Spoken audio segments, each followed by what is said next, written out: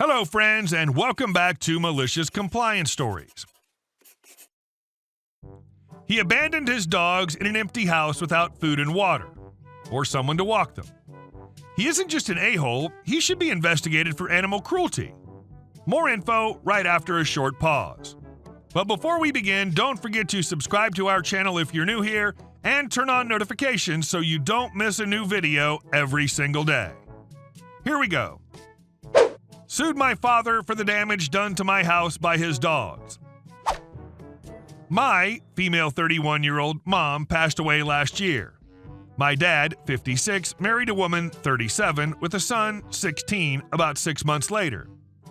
I think that age difference is a bit much, but she's nearly 40, so it's not like he's robbing the cradle.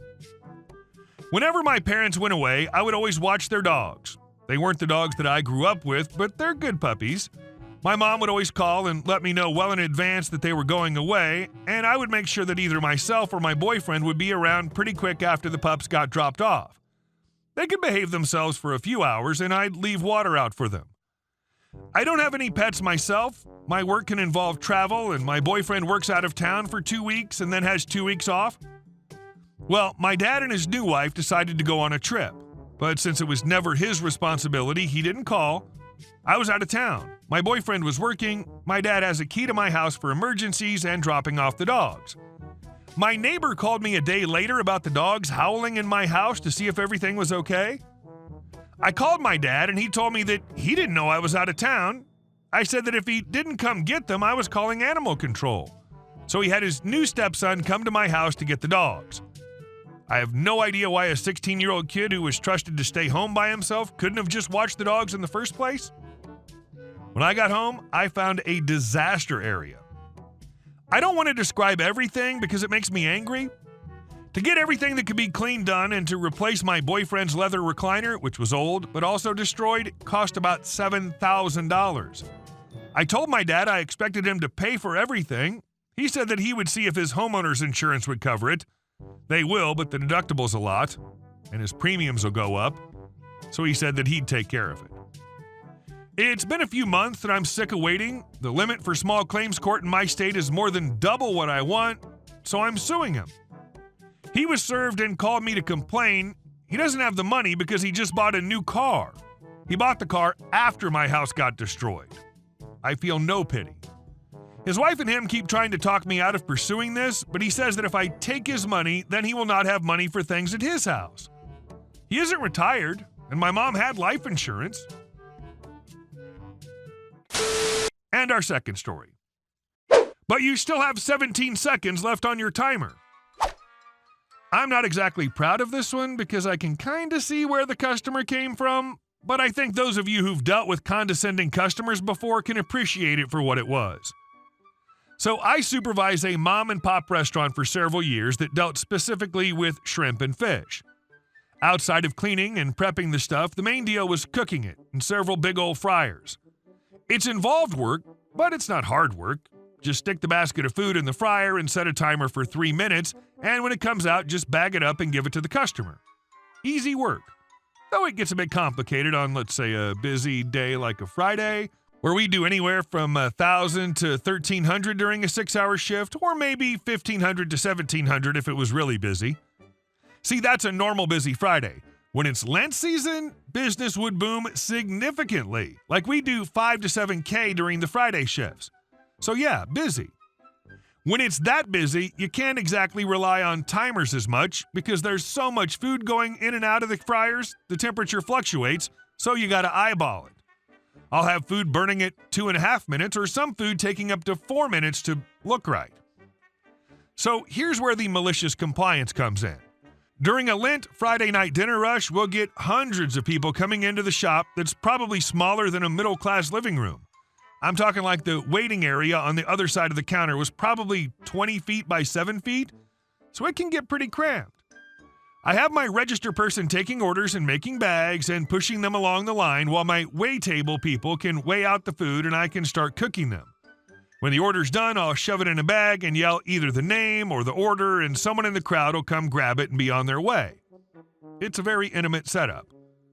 So I got a counter full of about 20 plus bags, each bag with a different order, and this one bag gets to me and it said, "Cook shrimp an extra minute," or something to that effect. Now, like I said, the fryers cook funny when there's that much food going in and out, so using my years of shrimp frying experience, I extrapolate in my head what the food should look like if cooked for that long under normal conditions, and cook it until it looks like that.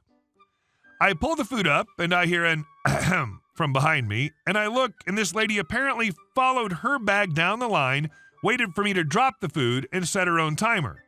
She said with a crappy gotcha attitude while looking at her own timer, "Yeah, you need to cook that for an extra 45 seconds. At this point, her food was already looking too done, but she interrupted my flow and gave me an attitude, so I blurted out, "Oh, okay," and set a timer for 45 seconds and put it on the counter. I bag some other people's food, and I hear the lady behind me again, apparently with a little less teeth to her words this time.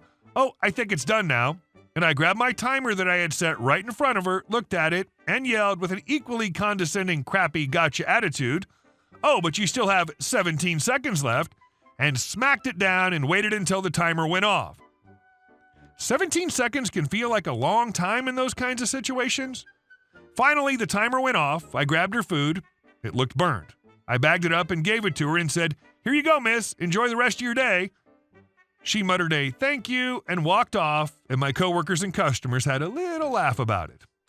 Never got a complaint. Now, don't get me wrong. I get it. As a customer, I can be finicky sometimes too. But the problem was I was honoring her request, but in a way she didn't understand because there's a bunch of variables at play that only an experienced fryer cook would get. I feel bad, but at the same time, I don't appreciate anyone giving me an attitude, and I've never been a customer is always right kind of person anyways. Unless you've worked in the industry, any industry, your knowledge of the variables affecting the final product will never compare to the person actually doing the work. And yet, customers will always assume they know more than you. The customer is rarely right. And our next story. Entitled mom trespasses on private property, then yells at my friend and I for not leaving. This happened sometime last year, but a recent encounter made me remember it. So my campus is somewhat open and is quite big, and people love to walk around on it even if they aren't supposed to. The majority of these people are dog walkers and mothers with kids. My friends and I sit at the pond/fountain area outside. We've sat there every day since freshman year, so people know it's our spot. Well, most people. This one day, there were two young moms with their toddlers who were wandering around our campus at lunch. My friends and I were just chilling when one walks up to us. I can already tell this isn't going to go over well. EM1 and 2, me, F for friend. EM1 in a sickly sweet voice, "Hey guys, would you mind moving? We'd like to sit here." Me, "I'm sorry, but we'd like to stay. There's more room on the other side of the pond if you want to sit there, though." EM1, "Well, we'd like to sit here." F, "It's okay. I guess we can go to the other side." EM2, "No, we don't want our kids near the students. You guys go somewhere else."